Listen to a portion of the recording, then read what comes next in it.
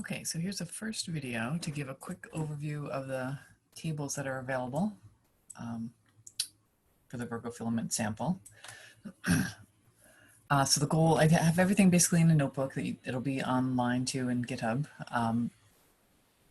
So the goal of the notebook is to show how to read in the tables, just briefly what's in some of these tables. And then, let's see if we can get a little bigger. Okay, just look at the tables, make a couple of plots, maybe look at how to combine data from multiple tables, and then if you want to make your own table that has some subset of the variables, I'll just show you quick how to do that. So the main catalog, I just broke up the tables into different categories here. So the main catalog is Virgo filament VF underscore north underscore V0 underscore main. And so this gives you, we'll take a look at what this gives you, but this is the main catalog. It gives flags for whether it's, detected in CO or if it's in Hyperlita or NSA, kind of the big picture view of what information we have for each galaxy. And then we have a list here of parent galaxies. So these are the these are the catalogs that were used to create the Virgo filament sample. So we started with Hyperlita, we added NSA version 1, we added A100, and then also NSA version 0, because there are some that are in version 0 that weren't in version 1. Okay, and we have our catalogs, both of which are sort of under, well, the CO, I think my version of the CO is under construction, not that the CO is under construction, and then the H alpha catalog is still being built here. But these are those two catalogs. And then we have several ancillary catalogs. So we have the steer distances that Gianluca compiled. We have a match with the 00 multi-wavelength galaxy survey from Leroy 2019. We have a match to Unwise that Dustin Lang provided for us. We have Gianluca's environment catalog. We have two tables that came from the A100 sample. So this is A100 galaxies that have been matched to SDSS photometry, and then also the Unwise for those. So some of this might be redundant. And then this one, really nobody else really should need, I think, except John Moustakis. But this is the output from running John Moustakis' group finding code, which he needed as input for doing the photometry of the legacy images. Okay, so basic Python stuff, just going to import the modules that we need. Okay, and then reading in the table. So everyone has access to the tables. Let's fix that typo there. They are on Google Drive. If you click on this link, it will take you to the Drive folder. It's also, if you look in our shared folder on Google Drive, Virgo Filament Collaboration, there's a folder on here, VF-tables. And if you go in there, you want to go into the north only. And then just select, they're all V0 at this point, and I've just been updating them, very slight updates. So you want to just pick the one that has got the most recent date. I'll show you the tables that are in here, I'm sure. Or maybe not. Yeah, there we go. Okay, so that's all the tables that we have. All right, so so if you want to use this notebook, like I said, it will be on GitHub. You would just want to change, you would download the tables to your own computer, and then just update this variable to say, to point to where the tables are being stored, and then this directory will be where any figures you make would go to if you save them. Okay, so just run that to define those two directories. Okay, so now my table directory is defined, and I can just list what's in there using OS lister. So the same tables that we've seen already.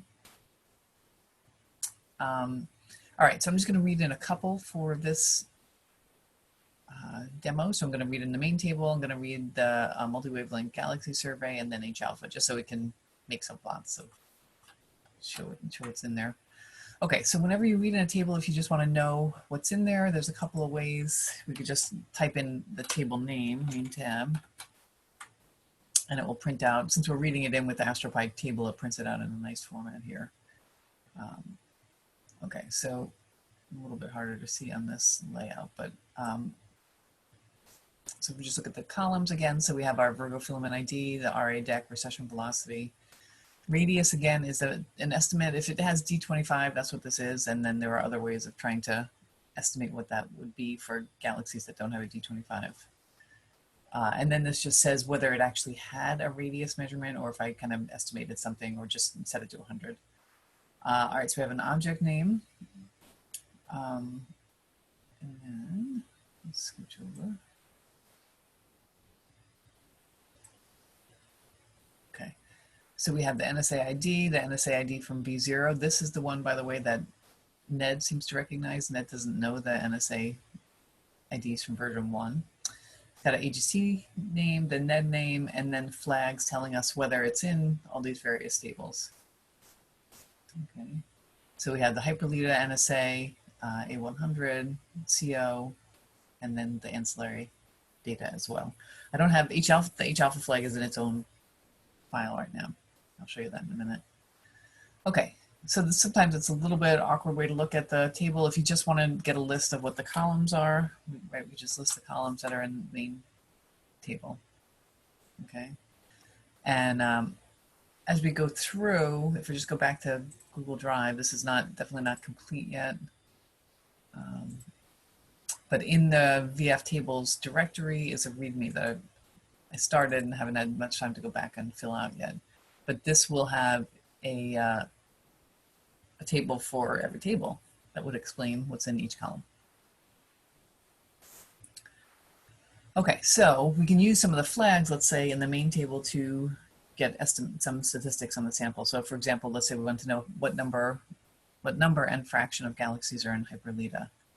So I can use the Hyperlita flag in the main table and just sum that for the number, right? And then also calculate the fraction. So just run that. So this tells us we have 6,860 galaxies in the north only version of the catalog. 6,619 were in Hyperlita or came from Hyperlita, and that's 97%. Okay, so let's make some plots so we can update this. Okay, so as first good plot is just the positions colored by their recession velocity. So I'm just making a scatter plot. I'm doing all the extra little Python things here, and there we go. I'm actually using, this is a new way of inserting the plots. So I'm using matplotlib down here. I've always used inline, but if you use notebook, you can actually, so %matplotlib space notebook, you can actually interact with the plots a little bit. That's useful. So if I scroll down to the plot, right, if I have the cursor here, I can actually see cursor value, for example, which you can't do when you do inline. Okay, so we could make another plot that is showing where some of the subsamples are. So I can replot the full sample, right, with some variable, and then I can pull out the CO sample by using the CO flag in the main table. Plot those. I can do the same thing for A100. And then I actually read in the H alpha table, and that has its own flag that tells you whether it was detected in H alpha. So all of these tables are line matched, meaning that I can, plot a column from one table versus a column from another, and they're going to be matched in terms of they're pointing to the same galaxy and same length. Okay. So let's fix this too. So we'll put it in plotter, and then just call it CO sources. Okay. So just the gray points are showing you where all the galaxies are in the catalog. The magenta diamonds are the CO sources. The smaller blue diamonds are H alpha detections, or H alpha, they were covered in H alpha. I'm not 100% sure they're detections yet. And then the cyan points are A100 galaxies. So you can see that the alpha alpha survey only goes up to a deck of 32 or 35 or something like that. So we have a more limited region where we have A100 coverage, but we have a lot of galaxies in there that have H1 detections. Okay, so last thing is what if there's a lot of tables obviously that we're working with here, and you may just be interested in a few columns from each table.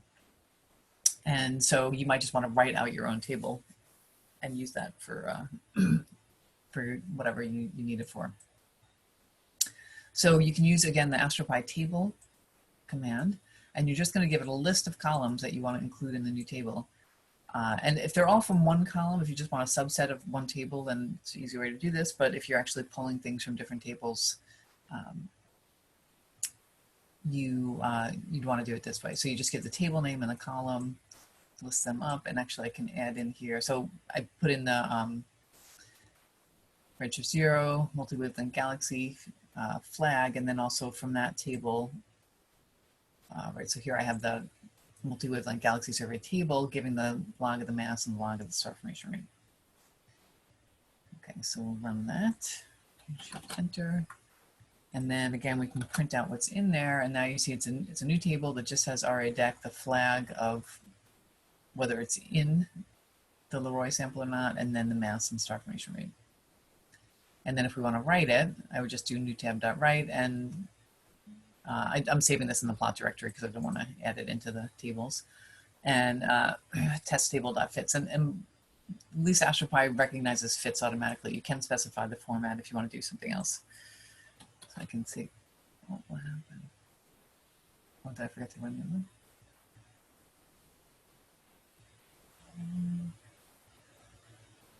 Oh, right, I did this already. Okay, so I have to do overwrite equals true because it won't overwrite things by default. Okay, and then if I list a directory in the plot directory, you can see that it's got the new table there.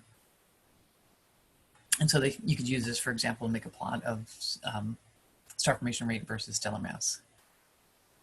Okay, so that is a quick overview. Again, if you want to pull things up in TopCat, you can do that as well. So here's the main table. And sometimes I find this is a little easier way to just view what's in the table, right? If you want to, at least some of them don't have a tremendous number of columns. And again, if you want to just list the columns, you can do that here. So there's different ways to look at it. And do quick plots in here as well, right? We could do RA-DEC. And we can even open our file that we just made. So it's in Virgo and plots, test table, and I can just make a plot of stellar mass and star formation rate. And there we go. Okay, enough fun for one video.